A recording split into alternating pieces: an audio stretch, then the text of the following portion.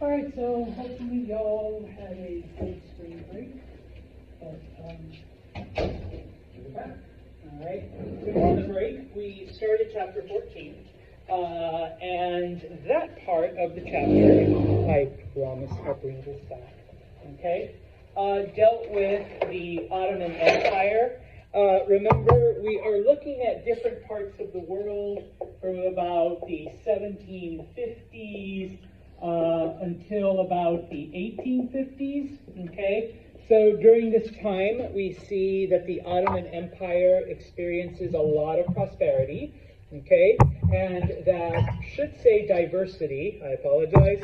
And it's still the most diverse of the many countries, mainly because they do inhabit a part of Europe, okay? And so they are able to take some of that European knowledge and European traditions and incorporate them into their society. Now, as time goes on, remember that we begin to see then a sort of split in society as far as education goes. Okay, I'm just going to put education, where depending on what your career path or what your goals in life were, you could either receive education to prepare you to work for the government or the military. Okay, you could work to make the laws of the Ottoman Empire, but because they were a theocracy, obviously your education would be religious-based, or you could join the Sufi order, which was, they were the missionaries, they were the mystics, and so you would learn pure religion as opposed to, how to make laws out of it. We finished off talking about the Tulip era, where this was the time in Ottoman history where the empire was so successful that, tulips were everywhere, because tulips were a symbol of what? Wealth. Yeah. If you were rich, you had tulips. You wore clothes that had tulips. You had paintings or your walls decorated with tulips. And so in this case, we see that everyone, okay, even to, the working classes, were able to adorn themselves and their homes with tulips, okay? So that's where we finished off, okay? Now, today, then, we will continue, all right, with the I guess with what remains of the Persian Empire, okay? Persia has been around for a couple thousand years, but over time, and depending on who conquered and who was ruling over it, we see different traditions and different ideas incorporated into Persian society. We also see, other cultures adopt Persian tradition. Now, obviously, the biggest change comes when Islam, enters Persia, and pretty much most Persians convert to Islam. They become Muslim, okay? And so the time period that we're looking at, okay, leading up to what we're going to look at, the time period we're looking at, between 1501 and 1722 is known as Safavid Persia, or the Safavid period, okay? It's Persia, okay? But once again, it has been changed and influenced by religion, by outside cultures, by whatever family is currently ruling, okay? Now, obviously, they do maintain Persian customs and Persian tradition and Persian language, but, okay, they have adopted Islam as a religion, okay? And so, many of the Muslim traditions are absorbed into Persian culture, and just as an FYI, a lot of Persian tradition is also, taken in by, Islam, the religion, all right? The whole veiling of faces, okay, covering your face, that's actually a Persian thing. Okay, when Islam starts in the 600s with Muhammad, there was no covering of faces for the women. It wasn't until Islam encountered Persian culture, okay, that becomes a part. All right, so it goes both ways. All right, if you recall, once again, the two big divisions are Shia and Sunni. Okay, sorry, it took me a second. Sunni and Shia. Okay, Persia is distinctly, Shia, which is the minority group amongst Islam. But it is a place where, if you are a Shiite Muslim, you will find the opportunity to practice your form of Islam. Okay, and of course, it is during this time that the ruler of Persia, you're not a king, you're not a prince, you're not an emir, you're not whatever. During this time, the Persian king, or the Safavid king, is known as the Shah. Just as an FYI, fast forward to the 1950s, and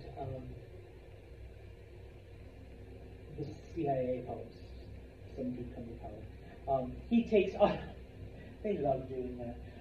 He takes the title of Shah, from the traditional Safavid title. So it's brought back later. Because sometimes people ask me, wait, wasn't the Shah the root? Yeah, but they took it from this group. Okay, they revived the title. Okay, now, it is during this time period, number one, okay, people were allowed, because the Shah wasn't just the political ruler, he was also, Allah's representative, and so because of this, it was felt that people should have access to the Shah, and so they did. Okay, this is nothing unique, because even during the history of the United States, 1800s, you could literally just walk up to the White House and say, I want to talk to the president, I got a complaint. And there was a time where you could do that, okay, and sit down and share your thoughts. Well, in this case, people were allowed to visit the Shah and share some of their thoughts, okay? A couple of other things. It is during the Safavid period that we see the publication of illustrated books. Okay? Now, we've had books for a couple hundred years. Okay? That's not a thing. And so for us, it's just like, okay, so whatever Santos. And I should have brought an example, but all I have with me is one of my textbooks from my other class. Books back then were literally just words, which most of you are like, okay, yeah, that's what my books are. All right, but let me find a good page. But to actually have pictures. Now, this is my Spanish textbook. All right, so to have pictures. Now, back then, of course, it's not like someone could take a picture, digital layout, go. How are you going to get pictures in your book? Yeah. You draw them. So in addition to having all of the words typeset, okay, Jade is going to sit there and I don't know if you can draw. You can draw? Okay. And illustrate whatever is going on. Or Arthur, is going to sit there and draw, a picture of this, I don't know what that is, some plaza, okay? And so, yeah, for the first time, people are like, okay, I'm reading. Oh, that's nice. Looking at a picture. Jose's like, I only buy books with pictures. No, I'm joking. You're like, I do. I look at the yeah, this one's good. All right, so only pictures, okay? Where would the graphic novel be? All right, without the Safavids, right? Back in my day, no offense, they were, but now it's like, graphic novels, okay? In addition to, all right, and this was the very first one, the King's Book of Kings, which is literally just a list of the various kings of Persia. But what does it include? Yeah, well, not necessarily photos, but drawings, of the king, so, oh yeah, he looked like this, okay, had glasses, mustache, maybe, or, long hair. Long hair, or maybe some illustrations of the kings in action, slaying, I don't know, their enemies in battle, and so, yeah, the artist, Arthur, is like, drawing all this stuff, and so, yeah, it's like, okay, I'm not just reading statistics, I'm also, or reading, a story about them, but I can see it, okay, I can see their face, I can see, what they did, okay. This is also a period where we begin to see then rugs and mosaics and other intricate designs. It's weird because when I was growing up, everybody knew the best carpets ever were Persian. All right, you went to a Persian dealer for the most beautiful carpets, and so or rugs, not carpets. Sorry, I'm confusing my two languages here. You for any kind of rug. Okay, and so yeah, this is where that whole thing starts. Persian rugs during the Safavid period. Okay, and of course, along with the illustrations, along with whatever, you also have beautiful script to accompany it. Okay. Yeah, that's it. I'm sorry, we're done with Persia. All right, moving on to India. Okay, most of you got this right on the last test. All right, the Mughals, they were Muslim, but they ruled over India, which was a predominantly Hindu population. Okay, now, so once again, yes, the Mughals are Muslim, okay, but their population, the people that they ruled over, were, I put there predominantly non-Muslim because in addition to Hinduism, you still had remnants of Buddhism and Jainism and a couple other traditional beliefs, okay? But, okay, because the ruling class was in fact Muslim, all right, all of the laws, all of the, political stuff, all of the courts and whatnot were all based on Islamic law, okay? And so, okay, outside of that, though, okay, Hindus, all right, still, like I said, it was a predominant Hindu society. We saw that expressed in art and culture and painting and music and, all of the other stuff, okay? Because despite the fact that the Mughals, were in charge of the courts and were the rulers, they were only a very small part of the population, okay? So most people still kept with their traditions, okay? Now, eventually, okay, one of the Mughal rulers, a man named Akbar, okay, when he comes to power, he's a little bit more open-minded. He's a little bit more liberal than some of the previous Mughal rulers, okay? And so, he's like, why are we keeping ourselves isolated from the predominant population? Okay, why are we not, at least considering or looking into, some of the stuff? And hey, there's some great art and there's some great music. Why aren't we, being a part of that as well? We're already the ruling class. Why not be the cultural class too? Okay, and so we begin to see, okay, a more liberal form of Islam begin to develop in India. Okay, now obviously, not the most popular thing, all right, because most of the people will still keep their Hindu tradition and their Hindu culture, but okay. Once,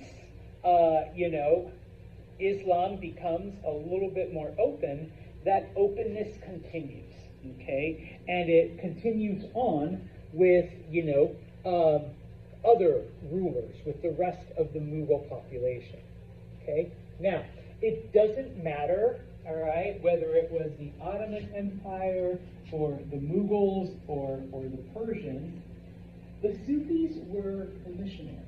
The Sufis were the teachers, okay? And so, whatever form of Islam was dominant in their area, that's what they taught, that's what they learned. And so, in India, okay, because their form of Islam was a bit more liberal, was a bit more open, that's the form of Islam that was passed on and taught, not just to other Muslims, but anyone, because Sufis were also the missionaries, they're the ones that brought people to the faith.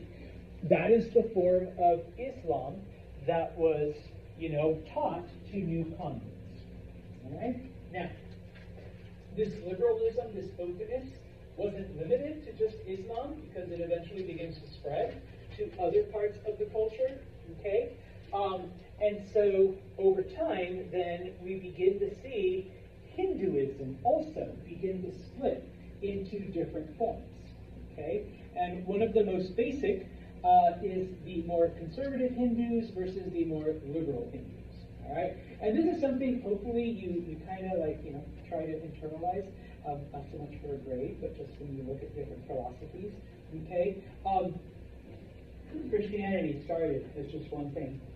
Then we get Catholicism and Eastern Orthodox, okay? Then we get all of the Protestant movements and still Catholicism. And then, boom, boom, boom, boom, boom, Same thing with Islam, okay? We have the Shia and the Sunni, and then now we begin to see the divisions into more liberal things, okay? Judaism as well. You've got your Sephardic Jews, you've got your conservative Jews, you got, I don't know what it's called, all right, no matter what the belief system, no matter what the philosophy, there's always going to be different forms of it. So don't be like, yeah, I met this one person once, they sucked. Okay, maybe that person did, all right? But there are other aspects of a belief. Anyways, part of this more liberal Hinduism is the creation of Sikhism, okay? Now, I'm sure some of you have probably seen Sikhs. They are the ones that wear the turban, okay? And they typically have longer beards, okay? Because one of their things is they're not allowed to shave, okay? So the beard continues to grow, okay? I say they're a bit more liberal because despite the fact that they still operate within this caste system, these varnas, okay,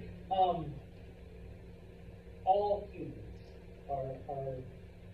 have dignity and are worthy of life and are worthy of respect. From the lowest, the untouchable, to the Brahmins at the very top. Okay? And today, wherever you see a Sikh community, they're typically the ones that are feeding homeless people. They're typically the ones that, when natural disasters happen, they're the ones out there helping and working and doing all of that stuff, because that's the genuine belief, a bit more liberal than your traditional Hinduism, that, okay, yeah, maybe we're part of different castes, but everybody deserves the same respect, okay? They're also well known for being awesome fighters, which is kind of a weird dichotomy, all right? Oh, you believe in peace and the sanctity of life, but you're ready to kill, just in case, all right, type of thing. So, but it is during this time that we see the formation of Sikhism. All right? So, we've looked at the Ottomans, we've looked at the Safavid, we've looked at the Mughals. All right? Now, just to finish off then, okay, one of the things that we begin to see because of this liberalism in both Islam and Hinduism, okay, is number one, a movement known as Bhakti, where, hey, if we really, really want more converts, we should teach them in their own language, as opposed to expecting them to learn ours so that they can, learn our thing. That's one of the things about Islam, is that most things operate in Arabic. And once upon a, and it's not unique. Once upon a time, Catholicism was all Latin, and in this case, Hinduism was strictly, for the Indian people. But now we begin to see some of those teachings, being taught in a person's native language because, if we really want everyone, to come and be a part of this movement, doesn't matter, if it's Sikhism, if it's Hinduism, if it's Islam, if it's whatever, Christianity, then we should probably teach them in their own language, and then once they believe, then you can learn, Hindu or Arabic or whatever, to feel closer to it, Also, because of this liberalism in both Islam and Hinduism, we begin to see architecture in India combine all kinds of different styles, whether it's Persian, whether it's Indian, and in some cases Ottoman, we begin to see this blending, all right? Now, what's once again interesting is that all of these are, Muslim countries. They're all, of the same religion, but, they do have different styles, but now we see that blending as well. One of the prime examples, one of the Shahs, a man named Jahan, the Taj Mahal, all right, which is like one of the, great wonders of the world, or one of those things that the heritage, whatever. I used to think it was just like a cool palace. Imagine my surprise. It was actually a tomb for his wife. His wife died, and he wanted to build her like the most beautiful tomb, whatever. White marble, all right? But the architecture, the design is both Persian, Indian, and with other Islamic influences, And all of that is blended together to create, this beautiful structure, And yeah, took 20 years to build. By then, both of them were long dead, type of thing. But it's just a tomb. It's like those little houses you see at the cemetery. I know they're called mausoleums. I call them houses. So yeah, basically just a giant mausoleum for his wife. So, I thought I had a picture of the Taj Mahal, but I don't. So you can Google it. Now, moving on farther east, all right, to East Asia. Number one. Remember, it was the Chinese who invented the printing press, but it was very, very limited in its use because they made each thing out of wood. Gutenberg improved the printing press by using movable type, made out of metal that you could, you did your thing, you took it out, you redid it, and then you could print the next page, all right, you print the next page, etc. Well, that improvement gets back to China, and they're like, why didn't we think of this before? All right, and so once they make this adaptation, we begin to see then, all right, the Chinese now increasing their publishing, all right, and we see this explosion of books, all right, begin to permeate, Now, of course, not just books, but essays and pamphlets, and it becomes, just like it does in Europe, a way to spread ideas and philosophies and knowledge and whatnot, Now, of course, in most societies, it was strictly the upper class, the wealthy, who could afford to read and to, even if you could read, if you were poor, you can't afford to own books, all right? So most of the stuff was catered to them, all right?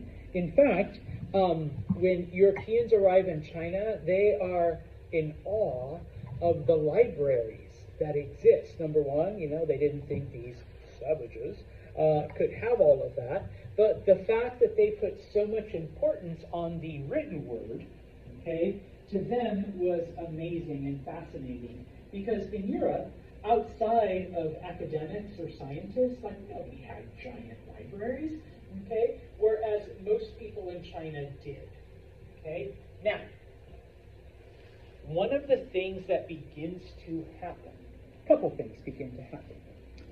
Number one, the concept or the idea of a civil service exam, if you recall, began in China, all right?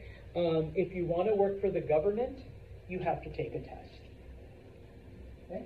Now, of course, if you do well on the test, then you get a government job and you're pretty much set for life. You do poorly, you fail, you're a loser, you do nothing, whatever. Okay? And so, obviously, you want to be able to prepare, all right, so that you can pass this exam. At some point, after the improvement of the printing press, people realize, hey, okay, we can actually give people stuff that we've printed out to help them prepare for this exam, okay? And so this becomes one of the most profitable businesses in China if you're able to publish study guides for a test that everybody wants to take because it guarantees you a good job. Okay, and so after over a period of time, okay, people begin to realize, or at least complain, that people aren't doing this anymore because they love to learn. People are doing it to pass a test. Okay, which if you're going into education, it's one of those things that like, do I really want you guys to just memorize stuff, or do I want you guys to learn history? Type of thing. So if Brady's like, I don't know, Santos. It becomes a balancing act, okay? And if you think it's a new thing, no. I mean, I know people complain about millennials and you guys, Gen Z, and they complained about my generation. It's been going on for a couple thousand years. All right, oh yeah, Matt, just memorize it. No, whatever, okay? Other effects of the printing press in China. Number one, okay, we begin to see that women begin to publish more and more. Okay,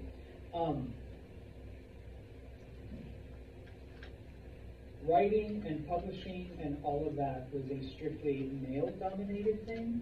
Okay, but eventually women begin to get into it. It begins to have such a profound effect, though, that we begin to see some of the first instances of censorship against women. And so women authors are limited from publishing, or are, discouraged, or are just flat out barred from doing any of that. We begin to see then in China more and more legislation and rules and laws aimed at controlling, okay, not just women in publishing, but women in general, okay, to keep them from doing these things, okay. And once again, that's the fun thing about history. If you study it enough, you'll see patterns, all right, and we kind of see that, in different periods of time, okay. Once women are controlled, okay, and kept from publishing, we begin to see certain social expectations put on them, all right? Now, of course, we know that, for the most part throughout history, and once again, sorry ladies, cook, clean, have lots of babies. That's it. That's your job in life, okay? But now, over time, now this doesn't happen like, a week later, over time, once all of these restrictions are put on women, we begin to see certain expectations, certain social standards, okay? One of the big ones, okay, that happens during this time is the idea of foot binding, okay? Now, for whatever reason, having small feet during this period of time in China was considered attractive, was considered sexy. Ladies, you wanted to land a husband? You better have teeny tiny feet, Okay, I don't know what the deal is. Foot guys, okay, no judgment. All right, but apparently, like little teeny feet were the thing. Okay, now of course, what if you're a lady with larger sized foots?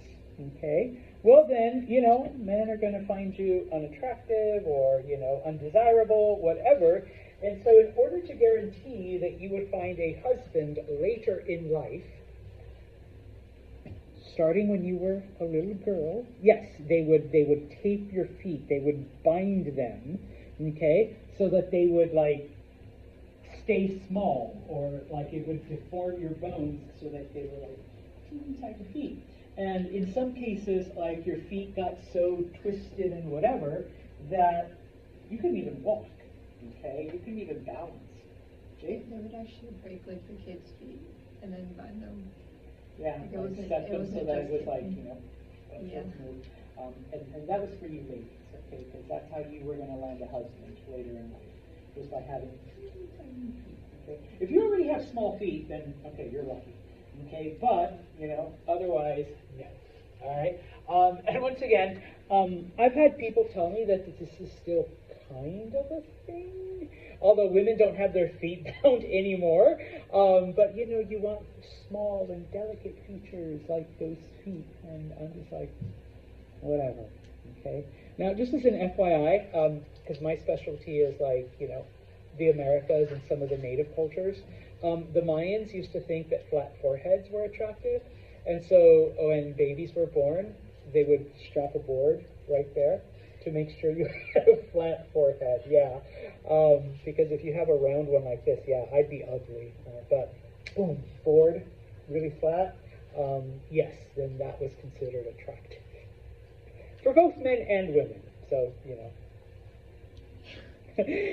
Jade's like, I hate flat foreheads. No, so not my thing, I was like, no, I like a man with a round head. All right, yeah. But yeah, so, there's other weird cultural things, but yes. This is where it starts, during this time period, okay? First, you control a woman's mind, and then you go through the body, type of thing, all right? Now, despite all of this, okay, please be aware, most people during the Ming Dynasty could not read or write. They were illiterate, okay? And so, in addition to the, written stuff that was prepared for the wealthy classes, this is a time when we begin to see the development of different, visual arts, performances and dances and pageantry and ceremony. And if you ever have been to, and not just China, but other Asian countries, you do see that you have, this tradition of, these big elaborate things that are meant to tell a story, because for the longest time, that was the only way that the common people would learn, these traditions. Okay, so yeah, in oral tradition, we've already talked about the drawbacks. Okay, and so for that reason, you would also, have dance. You would have, some kind of visual art. Okay, oh, but Mr. Santos, it's so, interpretive, and you could look at it one way. Yes, okay, once again, depended on the performers and the directors and the music, whatnot, but it was another way to transmit these stories and these traditions. Okay? Now, during this time, of course, we also have a lot of different religions. Okay? During this time, most Chinese were, in fact, polytheistic, and you had a lot of different local, beliefs and local traditions, local deities, that, were a part of the local landscape.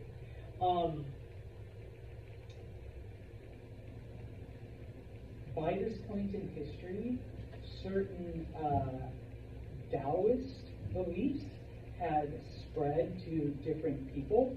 If you recall, Taoism is the whole philosophy of you just let the universe do what the universe is going to do. The universe is trying to balance itself. So today it's cold and windy and kind of sort of rainy because, yesterday it was cold and sunny. Okay? So for every sunny day, we got to have a day like this. Okay? And then over the break, we had 2 days in the 70s. Well, now, the universe is balancing itself. Okay? Stop complaining. Stop trying to change it. Okay? Just accept it because guess what? By Thursday, it'll be warm again because the universe balances itself. All right?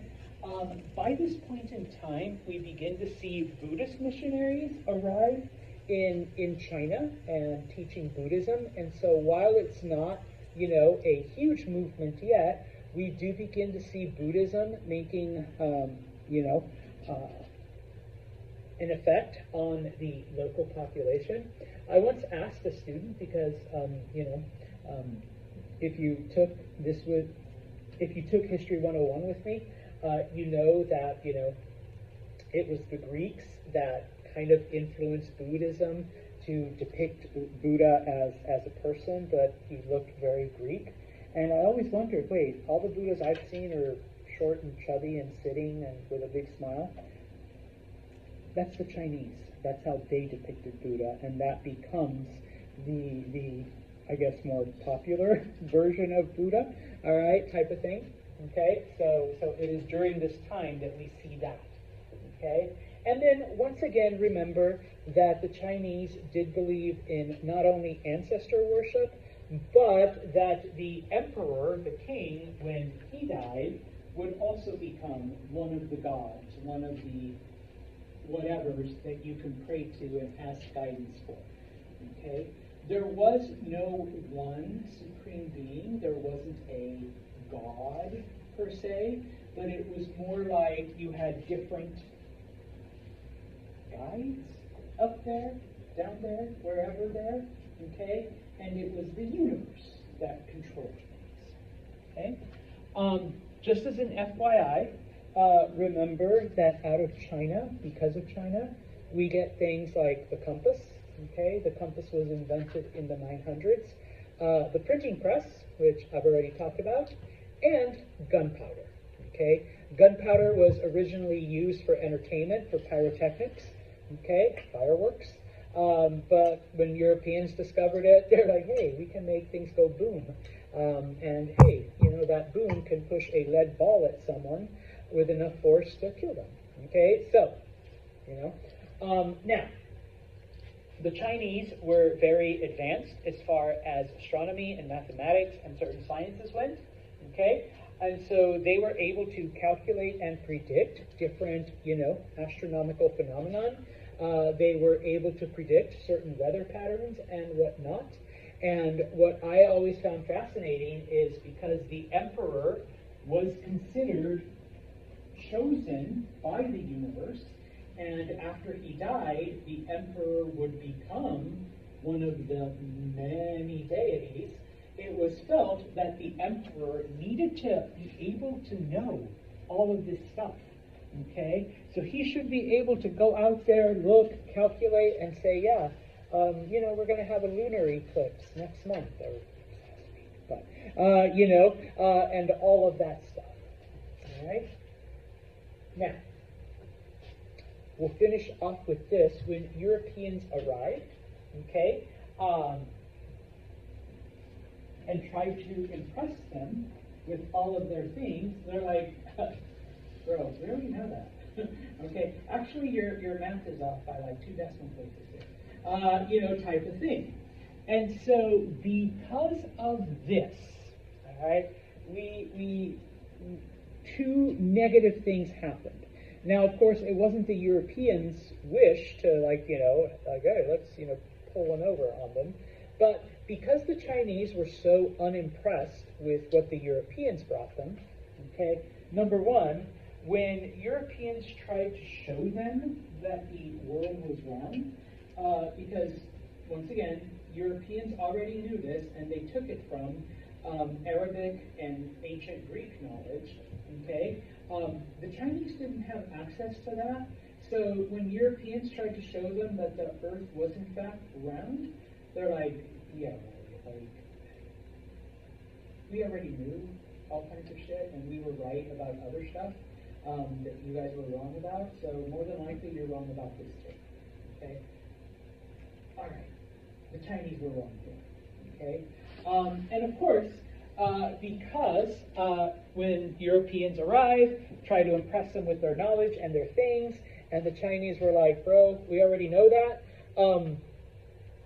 they really weren't interested in anything that took place outside of China, okay? Because you have a European trying to give you stuff and sell you stuff and teach you stuff, and you already know all of that. And some of the stuff that they did was wrong.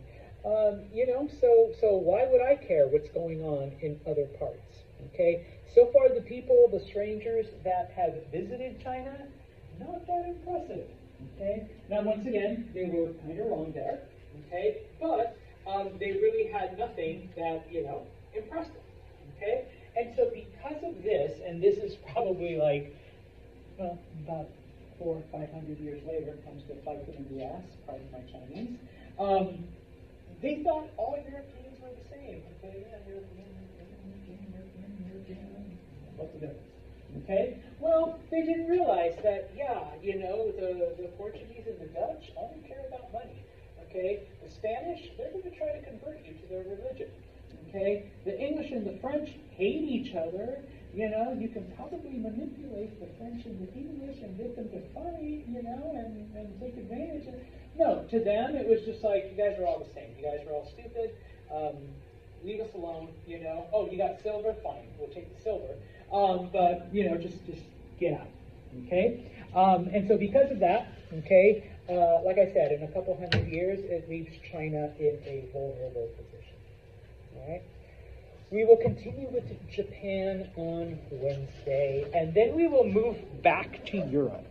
All right?